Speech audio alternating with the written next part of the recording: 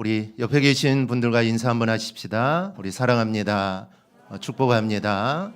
뒤에도 하시고 앞에도 하시고, 네, 사랑합니다. 축복합니다. 네. 퀴즈를 하나 냅니다. 대상은 우리 주일학생하고 학생회까지. 나는 누구일까요?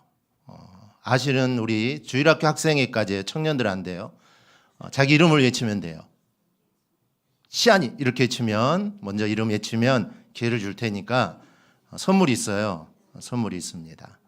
나는 누구일까요? 첫째, 나는 남자입니다. 모르겠죠? 둘째, 나는 바울과 인스타그램 친구입니다. 셋째, 나는 성경을 기록했습니다. 넷째, 나는 오인수 지사님과 주일학생이세요? 지사님과 같은 직업입니다. 서준, 누가 맞았나요? 요한이라 했어? 그러면 물 건너갔네. 목사님 말했죠? 누가예요? 누가? 중간에 한 번 더 내겠습니다. 우리 지나가고. 우리 할렐루야 아멘 한번 연습하고 우리 말씀 듣도록 하겠습니다. 할렐루야. 아멘이 좀 없어지셨죠? 그래서 우리 연합예배 드릴 때마다 이렇게 한 번씩 좀 해서 좀 아멘을 끌어올려야 합니다. 그래서 우리가 말씀을 들을 때 또 아멘에서 그 말씀을 내 말씀으로 받는 그런 은혜가 우리에게 있기를 바랍니다. 이 극동방송 사장으로 알려진 이 김장한 목사님의 아들인 이 김요셉 목사님은 이 어머니가 미국인이기 때문에 이 혼연일입니다. 그래서 어려서 참 괴롭힘을 많이 당했다고 하는데 친구들이 코가 크다고 놀려서 이 코를 좀 납작하게 하려고 잠을 잘 때 이 땅바닥에 엎드려서 그렇게 자기도 하고, 또 친구들 앞에서 내가 김치를 잘 먹는다라는 것을 보여주려고 일부러 김치를 먹기도 했다라고 합니다. 그러다가 이 초등학교 3학년 때 처음으로 도시락을 싸가게 되었는데 다른 친구들은 과연 이 요셉이 어떤 도시락을 과연 싸올까 이렇게 궁금해했는데, 그 당시 대부분 보리밥을 대부분 도시락으로 싸왔는데 자신의 도시락 뚜껑을 열어봤더니 그 안에 샌드위치가 들어있었다라는 것이죠. 얼마나 아이들이 놀렸는지 뚜껑을 닫게 되었고, 자신이 아무리 내가 한국인이라고 해도 나는 100% 한국인도 아니고 나는 100% 미국인도 아니구나라는 이런 생각을 그때 처음 했다라고 합니다. 그래서 그런 생각을 하며 낙심해서 집에 와서 한참을 우는데 엄마가 안아주면서, 요셉아, 예수님은 네가 변하지 않아도 있는 모습 그대로를 사랑하셔 네 마음속에 있는 아픔과 미움도 모두 용서하신단다라는 이런 말을 해줬다는 겁니다. 이 말을 듣고 눈물이 펑펑 나고 그 일을 계기로 이제는 자신의 있는 그 모습 그대로 받아들이고 내가 사랑하며 살겠다라고 결심을 하게 됩니다. 자신의 외모와 배경을 마음대로 바꿀 수 없는 거라면 하나님이 자신을 그렇게 만드신 목적이 반드시 있을 거라는 생각이 들었다는 것이죠. 그리고 그런 생각을 가지고 공부를 하며 살다 보니 하나님이 자신에게 주신 사명을 잘 감당하고 또 아름다운 삶을 살게 되었다라는 그런 고백입니다. 이렇게 우리들의 외모, 환경, 조건 사실 모두 다 다릅니다. 옆에 있는 한번 우리 성도들을 한번 쳐다봐 보세요. 가족이지만 다르고 모두 다 다릅니다. 안 보시는 것 같은데 한번 봐보세요. 옆에 누가 계신가? 모두 다 우리는 다 다릅니다. 그런데 이렇게 다 다른 우리가 정말 서로를 이해하며 하나가 되어서 하나의 공동체를 이루며 우리가 신앙생활을 한다는 거, 사실 이거는 정말 기적과 같은 일이죠.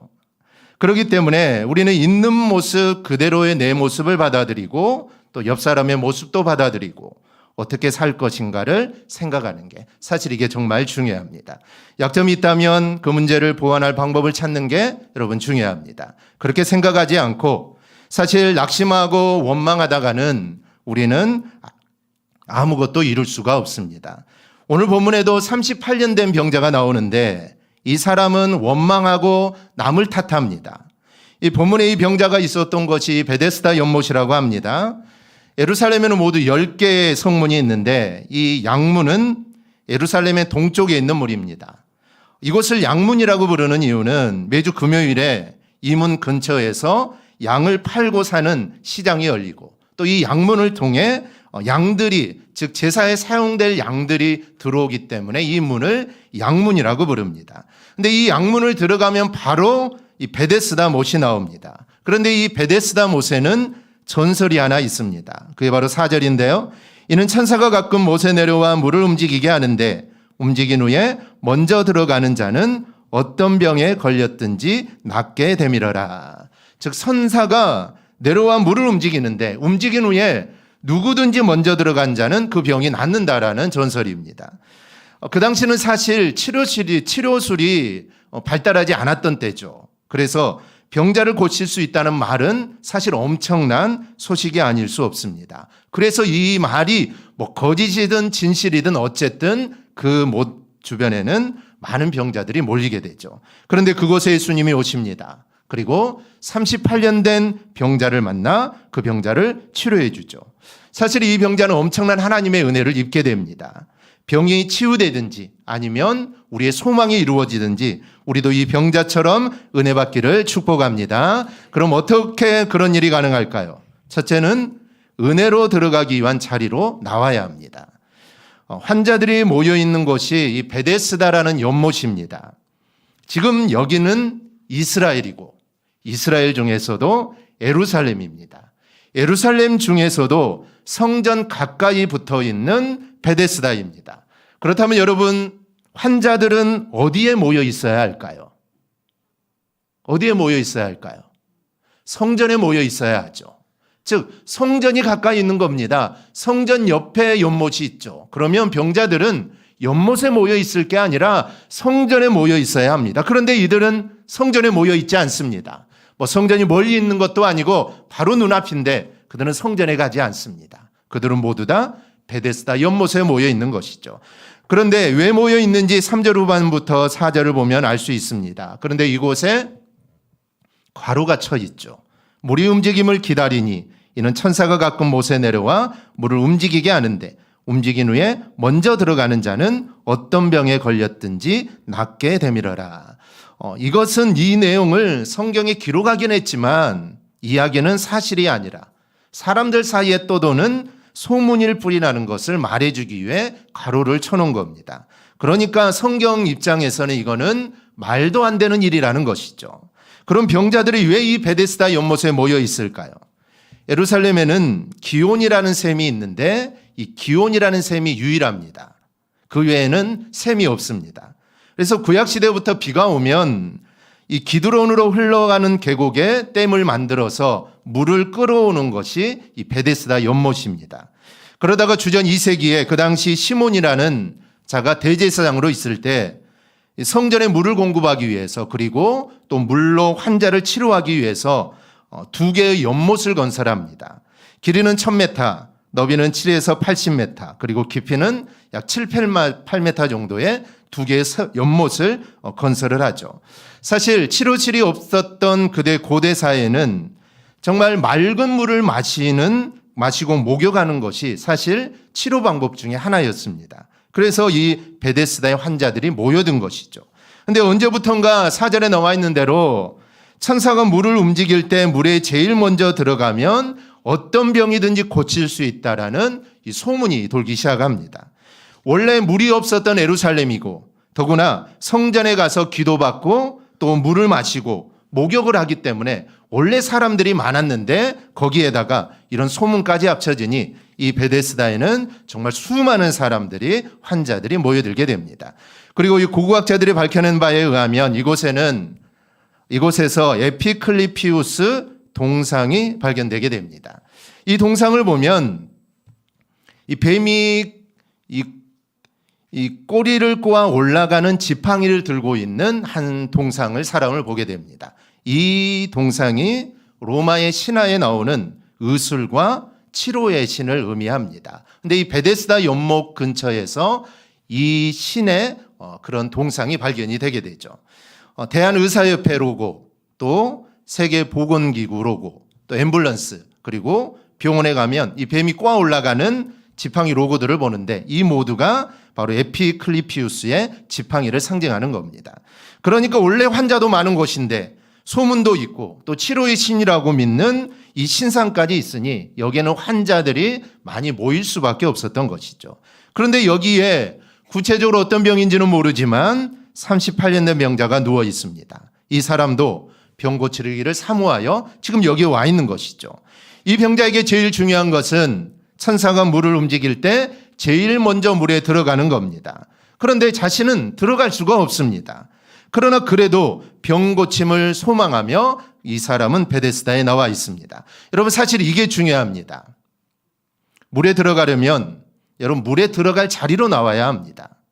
은혜를 받으려면 내가 은혜를 받기 위해서는 은혜 받을 자리로 나와야 합니다. 내가 은혜 받을 자리도 나오지 않고 내게 은혜가 임하겠지, 내가 하나님의 은혜가 임하겠지, 이래서는 안 된다라는 것이죠. 여러분, 예수님 시대에 수많은 병자들이 있었습니다. 그런데 고침을 받은 사람의 특징이 무엇입니까? 그들 모두 다 병 고침 받을 자리로 나왔습니다. 소경은 예수님을 향해 소리를 치죠.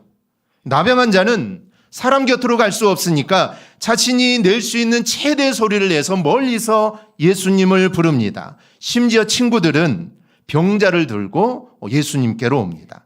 이렇게 병 고침을 사모하여 주님 앞으로 나온 사람들은 모두 다 고침을 받습니다. 내가 하나님의 은혜를 받아야겠고 내가 소망하는 문제를 해결하기 위해서는 우리는 은혜 받을 자리로 우리는 나아가야 합니다. 그 자리가 바로 예배의 자리요, 그 자리가 바로 기도의 자리요, 그 자리가 주님을 만날 자리임을 믿습니다. 이사야 55장을 보면 주님이 이렇게 말씀합니다. 우리 한음성으로 함께 보겠습니다.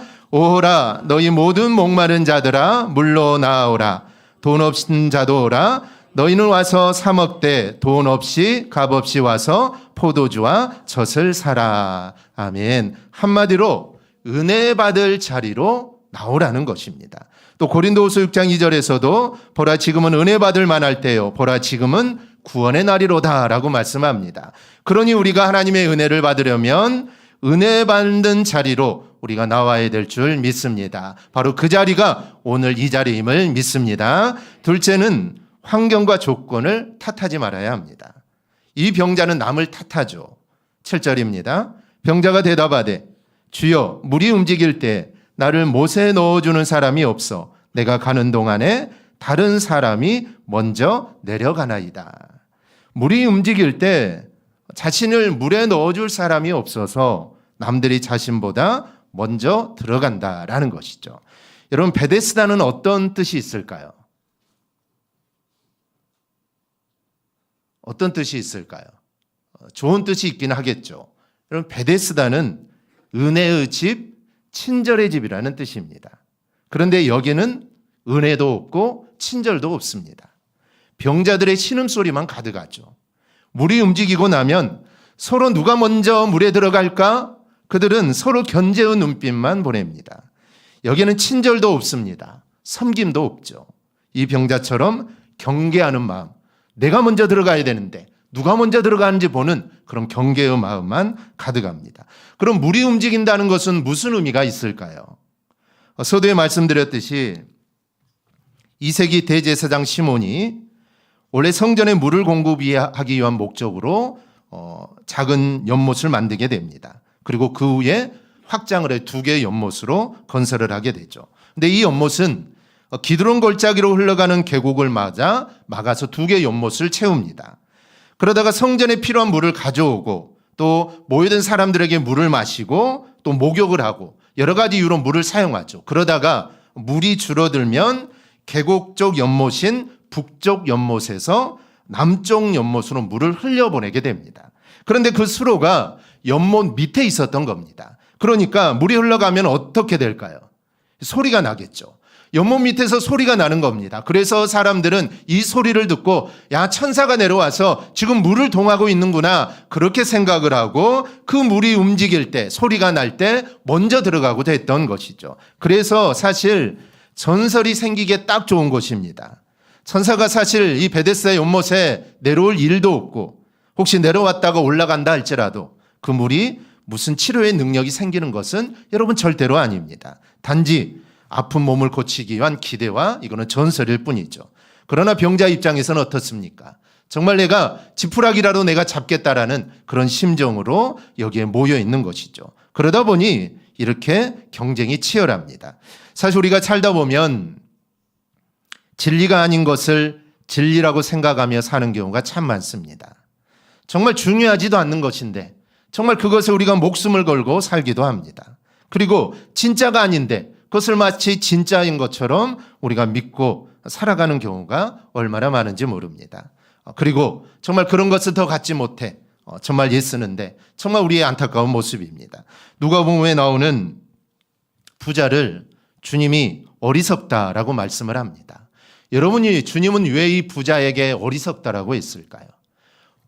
부자가 되고 많은 부를 축적하는 거 사실 어리석은 게 아닙니다. 그런데 주님은 이 부자에게 어리석다고 하죠. 그 이유는 그가 가진 것이 많으면 내 영혼도 평안할 거라고 믿었기 때문에 주님은 그 부자에게 어리석다라고 말한 겁니다. 그런데 우리도 헛된 것을 얻으려고 환경을 탓하고 남을 탓할 때가 많습니다. 그러나 우리는 누구를 탓할 사람이 아니라 오직 하나님을 구하며 살아가야 될 줄 믿습니다. 우리의 눈과 우리의 마음이 여러분 세상을 향할 게 아니라 하나님을 바라보며 살아가기를 바랍니다. 그렇게 살아갈 때 우리가 정말 행복을 누리며 살아가게 될 줄 믿습니다. 셋째는 말씀을 붙잡고 일어나야 합니다. 38년 동안 몸이 아팠습니다. 이 사람에게 오직 한 가지 소망이 있다면 베데스다 연못에 물이 움직일 때 제일 먼저 들어가 병을 고치는 겁니다. 그런데 베데스다에 와보니 산자들이 너무나 많습니다. 그러니 여러분 얼마나 낙심이 되겠습니까? 그러니까 환경 탓하고 남의 탓을 합니다. 그런데 놀라운 일이 생기죠. 어떤 분이 네가 낫고자 하느냐라고 묻습니다. 그래서 7절에 이런 대답을 하죠.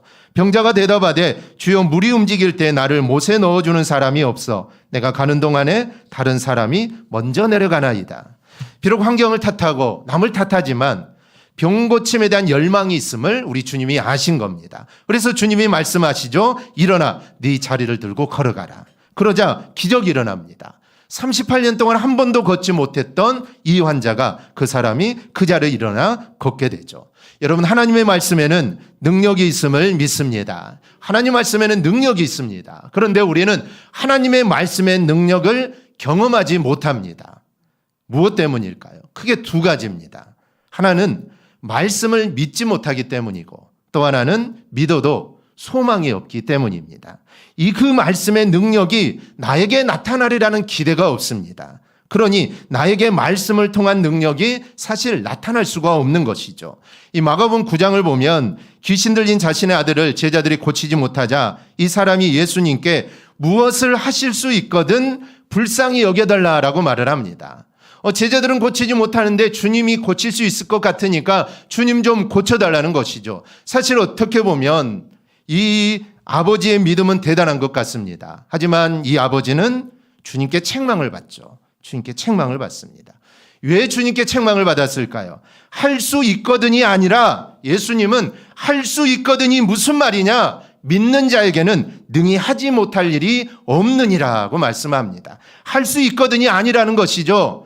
할 수 있다라는 것입니다. 그래서 주님께 책망을 받죠. 주님 할 수 있으면 좀 내 병도 고쳐주시고 주님 하실 수 있으면 좀 나를 은혜를 주십시오. 이게 아니라는 겁니다. 주님은 그 사람을 책망합니다. 우리의 기도도 그래서는 안 된다는 것이죠. 주님 저를 고칠 수 있으면 주님 고쳐주십시오. 이거는 주님께 책망을 받은 오늘 이 아버지와 똑같습니다. 우리는 하나님에 대한 믿음이 있어야 되고 그 말씀에 대한 확신이 있어야 합니다. 여러분 확신이 없으면 아무리 기도해도 아무리 간구해도 여러분 아무런 역사가 일어나지 않습니다. 확신 없는 신앙을 통해서는 기적도 은혜도 우리는 맛볼 수 없습니다. 확신 있고 열망 있는 사람에게 이 말씀의 능력이 나타나게 됩니다. 이 가이드 포스트지에 실린 오래전 미국에 있었던 일입니다. 어느 날 한 부자 장로님이 목사님을 찾아와 말합니다. 목사님, 우리 교회 여지사님이 한 분이 혼자 살면서 아이들 5을 키우시는데 무척 어렵게 삽니다. 남의 집 빨래를 하는 등 고생이 말이 아닙니다. 그런데 이분이 교회에 오면 항상 5센트를 헌금을 합니다. 큰 액수는 아니겠지만 그 여지사님한테는 적지 않은 액수입니다. 이 장로님은 이 $2, $2씩을 헌금을 합니다. 5센트의 양 20배에 해당하는 금액인데요. 장로님은 내가 이 여지사님의 목까지 내가 헌금을 할 테니까 그 지사님을 불러서 앞으로는 헌금하지 않아도 된다라고 말해달라는 것이죠. 그래서 목사님이 그 지사님을 불러가지고 장로님이 당신이 사는 게 너무 어려워서 매주 헌금하는 것을 대신 내주겠다고 하니까 다음 주일부터는 헌금을 하지 않으셔도 되겠습니다 라고 이렇게 말을 합니다. 그러자 갑자기 여지사님이 목을 놓아 우는 겁니다. 왜 우십니까? 라고 묻자 이 여지사님 말하기를, 제가 비록 남의 집 빨래를 하며 고생스럽게 살지만 하나님께 5센트씩 바칠 때는 더할 수 없이 기쁘답니다. 그런데 그 기쁨을 왜 빼앗으려고 하십니까? 이 말을 듣고 장로님도 목사님도 회개했다라는 것입니다. 사실 우리가 하나님께 예배하고 또 무언가 봉사를 하고 하나님께 무언가를 바치는 일 자체가 사실 우리에게 엄청난 기쁨입니다. 봉사를 하거나 내가 예물을 드림으로 내가 복을 받고 또 내가 어떻게 되고 안 되고를 떠나서 봉사나 예물을 드리는 행위 그 자체에 우리는 기쁨과 감격을 얻는 것입니다. 그러니 은혜로 들어가기, 이게 바로 은혜로 들어가기 위한 믿음이고 은혜 받은 사람의 이 모습입니다. 우리 사랑하는 대강의 모든 가족 여러분, 대강의 모든 가정들이 하나님이 주시는 은혜로 들어가기를 축복합니다. 그러기 위해서는 우리가 은혜의 자리로 우리가 나와야 합니다. 지금 우리는 은혜의 자리로 나왔습니다. 바로 이 자리가 바로 은혜의 자리입니다. 그러니까 여러분, 무언가를 탓하기보다 언제나 하나님만을 붙잡고 여러분 살아가기를 축복합니다. 하나님 안에 사실 모든 게 있습니다. 그러니 우리는 하나님께 소망을 두어야 하고 어떤 상황 속에서도 주님을 붙잡아야 합니다. 그러면 하나님께서 주시는 은혜 가운데 우리가 거하게 될 줄 믿습니다. 대강의 모든 가정이 하나님의 은혜 안에 거하기를 축복합니다. 그리하여 하나님이 주시는 복을 누리기를 주님의 이름으로 축원합니다. 아멘.